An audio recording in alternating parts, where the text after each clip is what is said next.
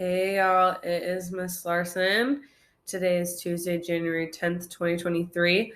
I found out that I get to come back. Hopefully, I'll be at school on Thursday as long as I test negative. But, anyways, happy Tuesday.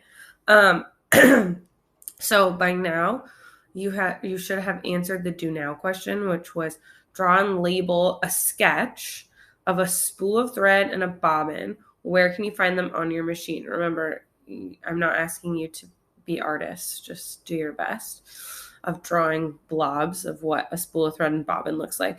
So today we're going to go over the machine parts again, just briefly, and then I'm going to go over the history of sewing. The reason why we're going over machine parts again is that when I get back, hopefully we can get right into threading the machine. All right. So spool of thread and bobbin look just like this. Okay. And you can find the spool of thread at the top of the sewing machine, and the bobbin is in the bottom, right? So right in here, under this metal thing is called the needle plate. So the bobbin goes inside of it. Okay. So this is called it's a little piece of plastic right here. It's a thread cutter. This is used as a reverse stitch, right? That's what we have to do every time we start and end a stitch.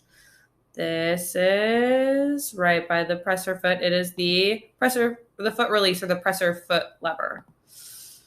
This guy, this plastic part, I think is what the arrow is pointing at, is the bobbin cover, which we always need to put back on.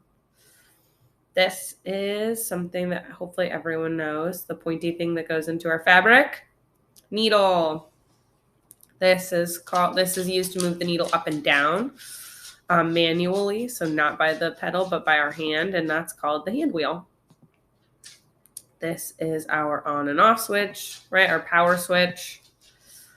This silver thing that looks like two skis is called the presser foot. This controls which stitch we're going to do, what it's going to look like. It's called this pattern selection dial or stitch selector. This is the power plug, or the plug-in for the pedal. This guy is where we put the spool of thread, also known as the spool pin. Okay, these are the settings. I'm not going to go over them because we'll go over that when I get back. Remember, when we sew, we have to have thread coming from the spool pin up top and from the bobbin inside the machine. Okay, all right. Now, you should have a worksheet in front of you titled History of Sewing. You are going to be taking notes while I go through each slide, and then you're going to answer questions at the very end. All right. It probably will not take you all of class, but if I go too quickly on the notes, or if the questions take you longer, that's okay. You can always go back to this video on Canvas and pause it, right? So that in case I move too quickly. All right. So here we go. History of sewing. Ancient sewing. Archaeologists found needles with eyes dating back to 17,500 BCE. They were made of bone and used to sew fur and animal skins by hand to create clothing. So our metal needles, people would make them out of bone, right? Ancient ivory needles have also been found in areas of Asia and Africa. That's cool. All right. The first thimbles were found to date back to 202 BCE during the Han Dynasty in China. There was also a thimble found in Italy that was preserved during the Pompeii volcanic eruption. Many cultures around the world created needles and thimbles with the resources available to them to make clothing. So whatever they could find, that's what they used. Buttons. Okay, we haven't talked about how to sew buttons on, but it is an important skill. So the ancient Romans were some of the first people to use buttons as not only a decorative object, but actually to hold fabric together. During the Crusades, when Europeans moved around the continent, the idea of buttons to close items of clothing spread. So during the Middle Ages, buttons were a sign that someone was very wealthy, because only rich people could afford buttons, or only rich people could afford clothes with buttons on.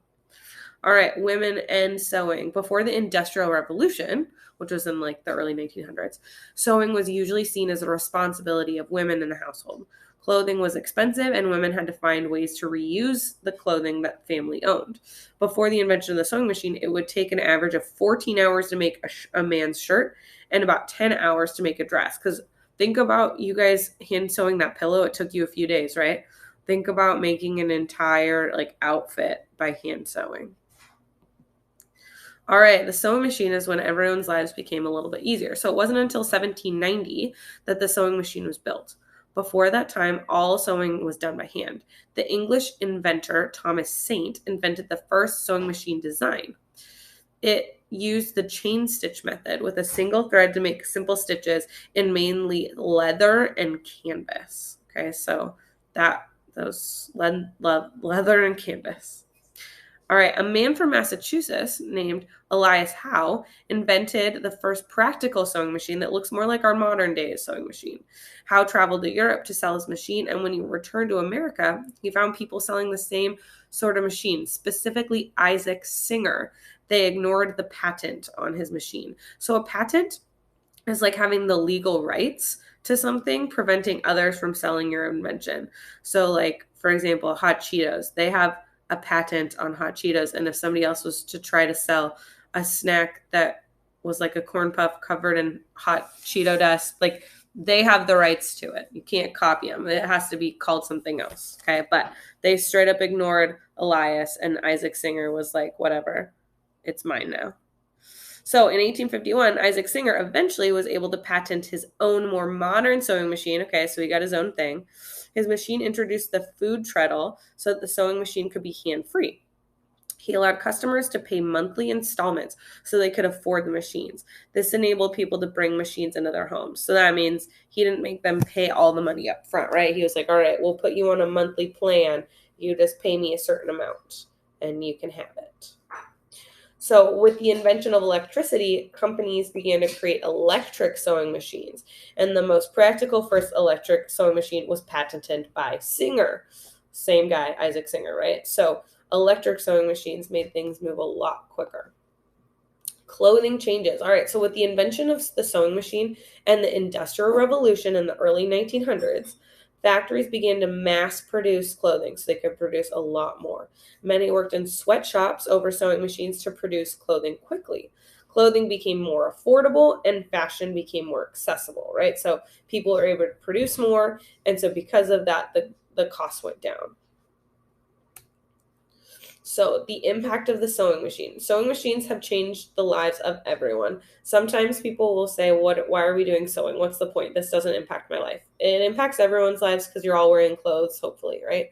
So, some of the ways were that women could work outside the home instead of sewing at home for hours, although many seamstresses and tailors lost their jobs, right? Because it became more accessible to everyone. So that means some of the more specialized jobs were lessened.